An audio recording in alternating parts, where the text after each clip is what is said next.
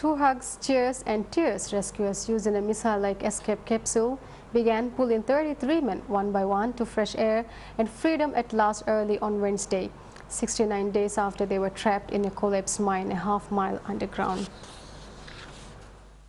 5 men were pulled out in the first 5 hours of the apparently problem-free operation in Chile's Atacama Desert, a drama that saw the world captivated by the miners' endurance and unity as officials meticulously prepared their rescue. Rescued first was Florencia Avelos, who wore sunglasses to protect him from glare of bright lights. He smiled broadly as he emerged and hugged his sobbing 7-year-old son Byron and wife, then got a bear hug from Chilean President Sebastián Pinera shortly after midnight local time. A second miner, Mario Sepulveda Espina, was pulled to the surface about an hour later, his shouts heard even before the capsule surfaced. After hugging his wife Elvira, he jubilantly handed souvenir rocks from his underground prison nearly 2,300 feet below to laughing rescuers.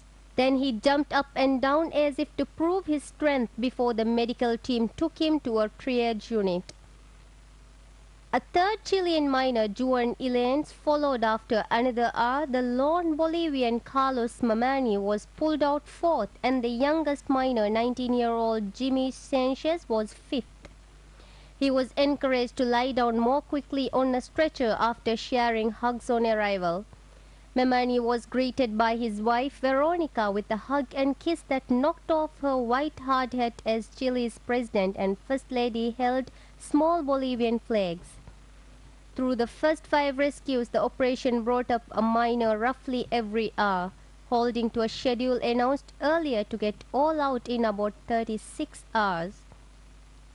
Then rescuers paused to lubricate the spring-loaded wheels that give the capsule a smooth ride through the hard rock shaft. When the last man surfaces, it promises to end a national crisis that began when 700,000 tons of rock collapsed August 5th, sealing the men in the lower reaches of the mine. After their reunion with relatives, the miners are being flown by helicopter to hospital in the nearby city of Copiapó. Outside the hospital, barriers have been set up to cope with the crowds of onlookers and journalists. During their journey to the surface, the miners wear a bioharness designed for astronauts which monitors their heart rate, breathing, temperature and oxygen consumption. The rescue capsule is checked every 8 ascents. Officials said the first few men to be winched to the surface included some of the most psychologically stable and experienced of the miners in case something went wrong. Next are those who are weakest or ill, they said. Ethnic Albanians in Kosovo welcomed the arrivals of U.S. Secretary of State Hillary Rodham Clinton on Wednesday, who is wrapping up a 3-nations tour of the ethnically splintered Balkans. Clinton arrived in Pristina, Kosovo's capital, on Wednesday from Serbia, which refuses to recognize the independence of its former province that seceded 2 years ago after years of communal strife. She is pressing leaders in both countries to set aside their differences and promote tolerance between Kosovo's minority Serbs and the ethnic Albanian majority. Pristina was decorated overnight with U.S. and Kosovo flags. People were also seen waving Albanian and American flags lined the streets to the venue where Clinton was to meet with Kosovo leaders. Australian Foreign Minister Kevin Rudd met his Japanese counterpart Seiji Maehara in Tokyo on Wednesday. The foreign ministers discussed bilateral and regional issues, according to the Japanese Foreign Ministry.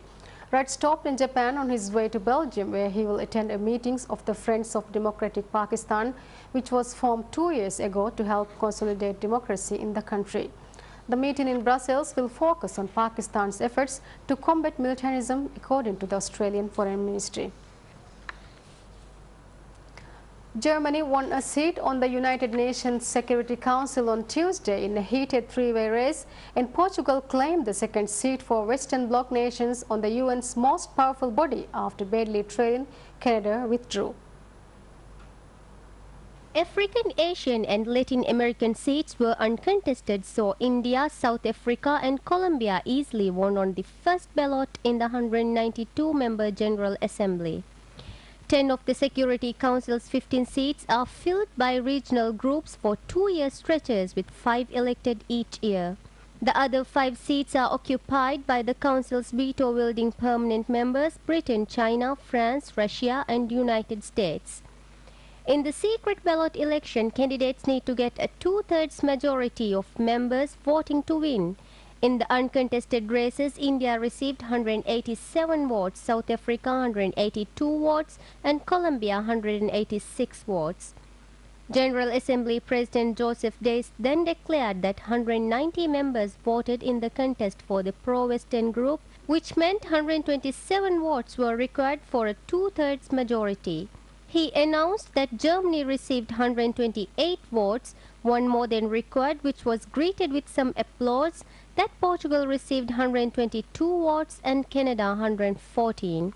New ballot papers were then handed out, and in a second round Portugal received 113 votes and Canada got just 78 votes, below the needed two-thirds majority of 128 votes. After this ordered ballot papers distributed for a third round of voting, Canada's UN Ambassador John McNee made the surprise withdrawal announcement. The General Assembly then had to vote to approve Portugal, which received 150 votes.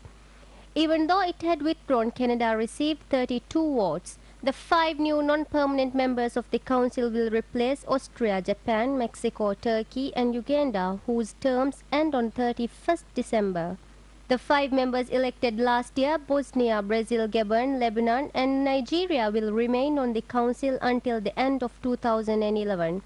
With victories over South Africa and India, and with Nigeria and Brazil already members, the Council's next year will have major regional and emerging global powers in Asia, Africa and Latin America.